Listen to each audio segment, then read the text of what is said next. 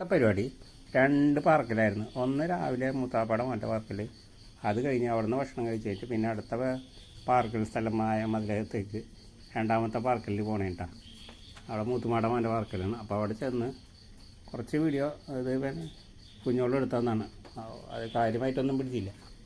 അങ്ങനെ ആ വീഡിയോയും പിടിച്ച് അവിടെ നിന്ന് ഫുഡും കഴിച്ച് നേരെ തിരിച്ച് 2:30 ആയപ്പോൾ വീട്ടിലെത്തി. അവിടെ മട്ടൻ ബിരിയാണി കുഴിമന്തിയായിരുന്നു. അപ്പോൾ അതും കഴിച്ച് ഇങ്ങോട്ട് പോകുന്നു.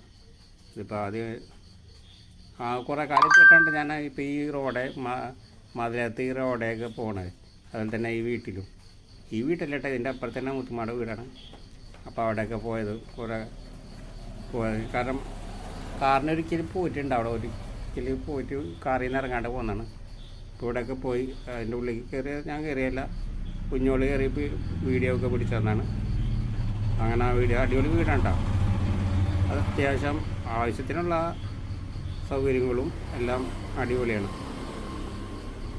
പിന്നെയുള്ള ഗുണമെന്ന് പറഞ്ഞു കഴിഞ്ഞാൽ ബന്ധുക്കളെ കുറേ പേരെ കാണാൻ പറ്റി.